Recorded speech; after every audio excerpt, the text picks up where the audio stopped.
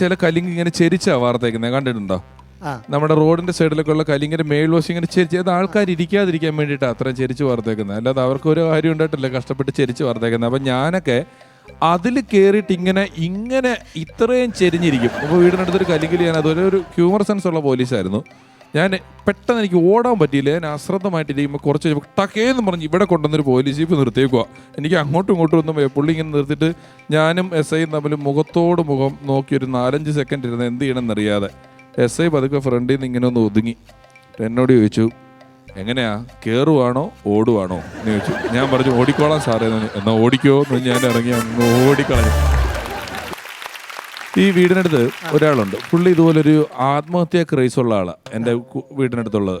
ഇടക്കിടയ്ക്ക് കേൾക്കാം, പുള്ളി ഗോപൻ ആത്മഹത്യ നോക്കിയല്ലോ, പിന്നെയും കൊണ്ടുപോകും. പക്ഷെ ഇവൻ ചാവൂല. അത് ഇവരുടെ ഭയങ്കര അടവ്. ഇതൊരു ഭീഷണിയുടെ അടവായിട്ടാണ് ഇവൻ ചെയ്യുന്നത്. മാത്രമല്ല പുള്ളി പരമ്പരാഗത കള്ളുകൂടിയനാണ്. പരമ്പരാഗത കള്ളുകൂടിയെന്ന് വെച്ച് കഴിഞ്ഞാൽ ഇപ്പോഴൊക്കെ കുടിച്ചാലും ആരും കാണിക്കാത്ത രീതിയിൽ ഈ കഞ്ഞി പിള്ളേർക്ക് കുടിക്കാനുണ്ടാക്കിയ ചോറെടുത്ത് കളയുക, കലം ചവിട്ടി പൊട്ടിക്കുക, പിള്ളേരുടെ സ്കൂളിൻ്റെ ബുക്കൊക്കെ എടുത്ത് എറിഞ്ഞ് കളയുക, ഇങ്ങനെയൊക്കെ ഉള്ള വളരെ അങ്ങനെയൊക്കെ ഉള്ളൊരു കള്ളുകൂടി. സിനിമയിലൊക്കെ മാത്രം, ഇപ്പോൾ സിനിമയിൽ പോലും ഇല്ല അങ്ങനത്തെ കള്ളുകൂടിയന്മാർ, അങ്ങനത്തെ കള്ളുകൂടിയാണ്. അപ്പോൾ പുള്ളി ഒരു ദിവസം കിണറ്റി വീണു എന്നും പറഞ്ഞിട്ട് നമ്മളെല്ലാം കൂടെ പുള്ളി ആത്മഹത്യ ചെയ്തതാണോ എന്താ ചാടി എന്തിനാ ചാടി നടത്തില്ലെന്ന് ഞങ്ങളൊക്കെ ചെന്ന് കഴിഞ്ഞപ്പം പുള്ളി കിണറ്റി വീണിട്ടുണ്ട്.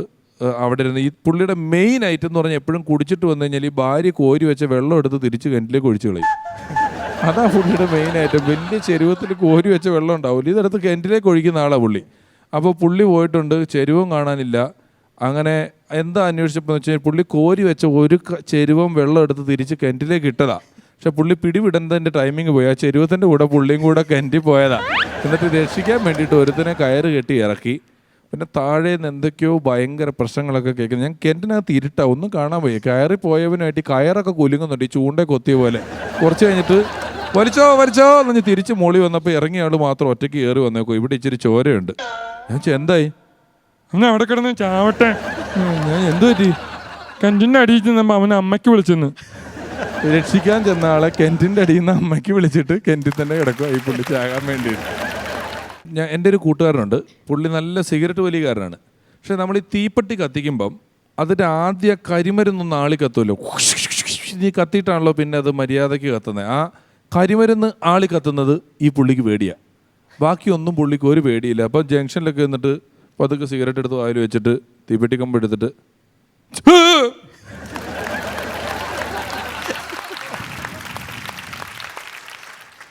കൂളായിട്ടിരിക്കും. അത് കത്തുമ്പോൾ മാത്രം ഓരോ ഒച്ചപ്പാടും ബഹളവും അടുത്ത് നിൽക്കുന്ന ആൾക്കാരെല്ലാം പേടിച്ചു പോകും. ഫ്ലൈറ്റിൽ കയറിയപ്പോൾ ഒരാൾ ആദ്യമായിട്ട് കയറുന്ന യാത്രക്കാർ, ആദ്യമായിട്ട് യാത്ര ചെയ്യുന്ന ആൾക്ക് എപ്പോഴും ഫ്ലൈറ്റ് ഒരു വലിയ അത്ഭുതം തന്നെയാണ്. അപ്പോൾ പുള്ളി കയറി. അപ്പോൾ പുള്ളിക്ക് ഈ നടുക്കത്തെ ഇപ്പുറത്തെ ഇങ്ങനത്തെ സീറ്റാണ് കിട്ടിയത്. അപ്പോൾ സ്ഥിരമായിട്ട് യാത്ര ചെയ്യുന്ന ഒരാൾ കയറി അപ്പം തന്നെ ബുക്ക് തുറന്ന് വായിക്കുക, അല്ലെങ്കിൽ ഈ ഇന്നത് ഉപയോഗിക്കേണ്ടതൊക്കെ അതൊക്കെ ശ്രദ്ധിക്കാതിരിക്കുന്ന ആൾക്കാരുണ്ടല്ലോ. ഇതൊക്കെ ഞാൻ ഇഷ്ടം പോലെ കണ്ടതാന്നുള്ള ഒരാൾ ഇപ്പുറത്തിരിപ്പുണ്ട്, അങ്ങറ്റത്തിരിപ്പുണ്ട്. അപ്പോൾ ഇയാൾ കയറി കഴിഞ്ഞിട്ട് ഇയാൾക്ക് ഈ പുറം കാണാൻ പറ്റാത്തതിൻ്റെ ഒരു സങ്കടം. എയർപോർട്ടിൽ വെച്ച് തന്നെ പുള്ളി ഇങ്ങനെ എത്തി നോക്കുമ്പോൾ ഇയാൾ ഇങ്ങനെ നോക്കി. അപ്പോൾ ഇയാൾ ചോദിച്ചു, എന്തായി?